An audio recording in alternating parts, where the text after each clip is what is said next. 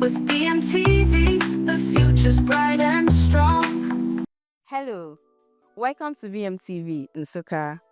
Today we want to talk about the life and death of late Distinguished Senator Okey Ezea, who hails from Ichi community in Igbo Nsukka South local government area, Enugu State. Okey Ezea was the senator representing Enugu North, and when his death was announced on the 19th November 2025, it was a big shock to the whole people of Enugu North because a lot were expected of him, but death cut all those expectations short.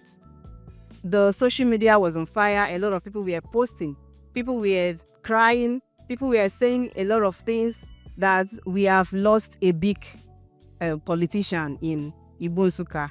And yes, it is really a big loss to the people of Nsukka, and that is why we have decided to talk about it here today at BMTV Nsukka. Please stay tuned and listen. Thank you. Okay, my people, here with me are Madabuchi Idoko and Bright Future Chidi. So these young men are going to be talking about the life and death of Senator Okey Ezea with me. So, Madabuchi, before Distinguished Senator, there was Barrister Okey Ezea. So, what do you know about his life before becoming a senator?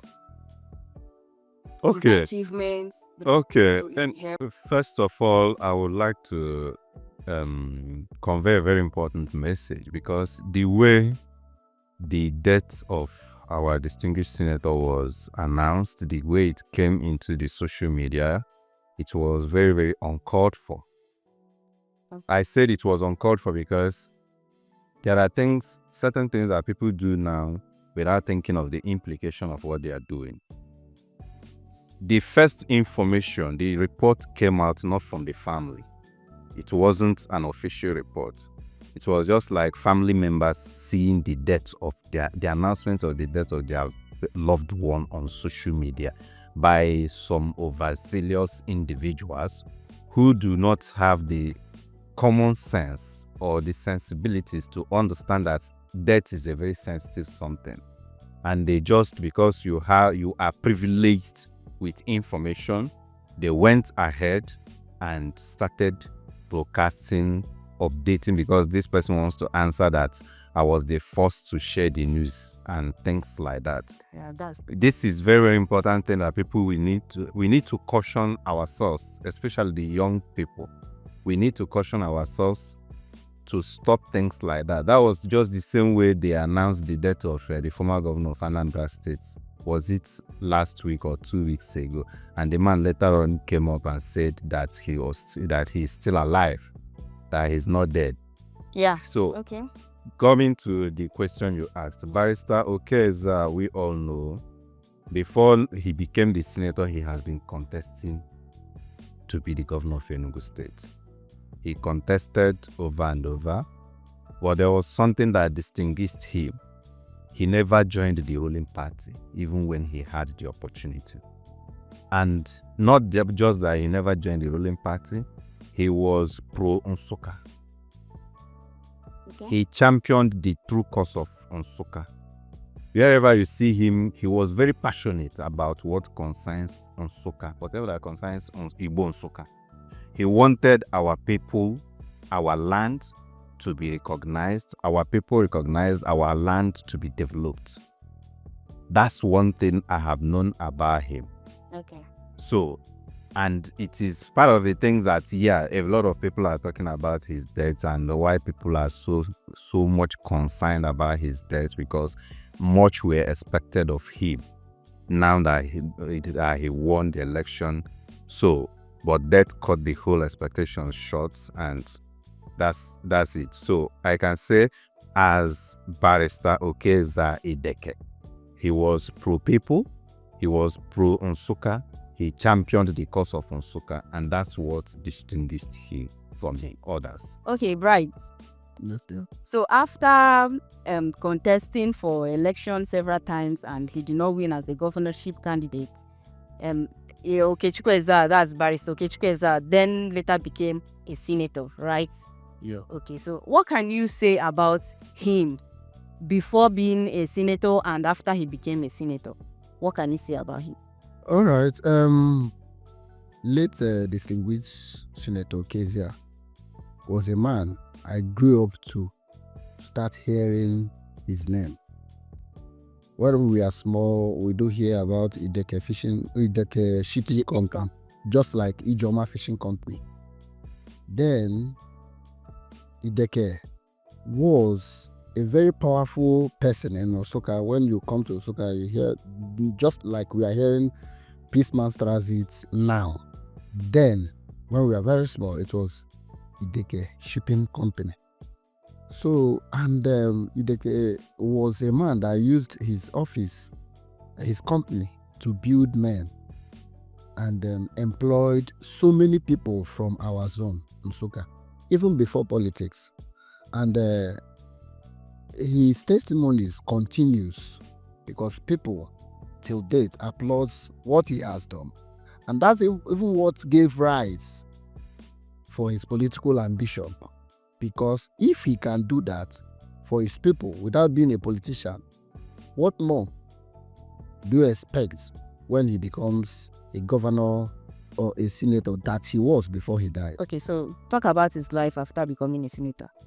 Okay, when he became a senator, though, you know, a lot of things were happening in the Nigerian political system, a lot of things, but Ideke is a man that I understand that he has integrity.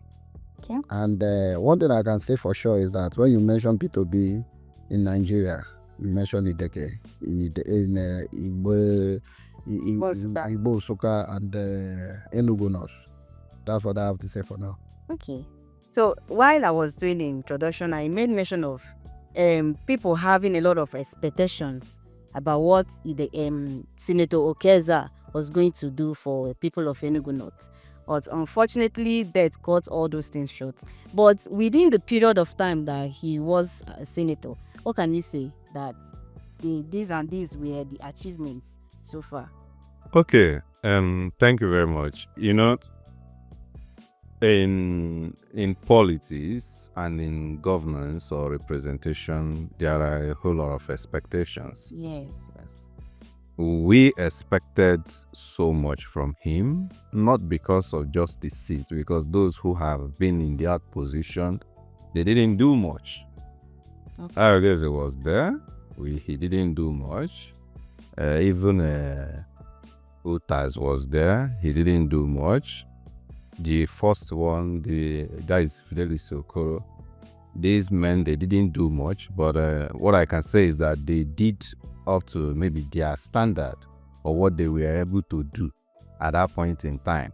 So we had so many expectations on Distinguished Senator Okey Ezea, because prior to him becoming the senator, he was already a man of the people who was actually making them mad.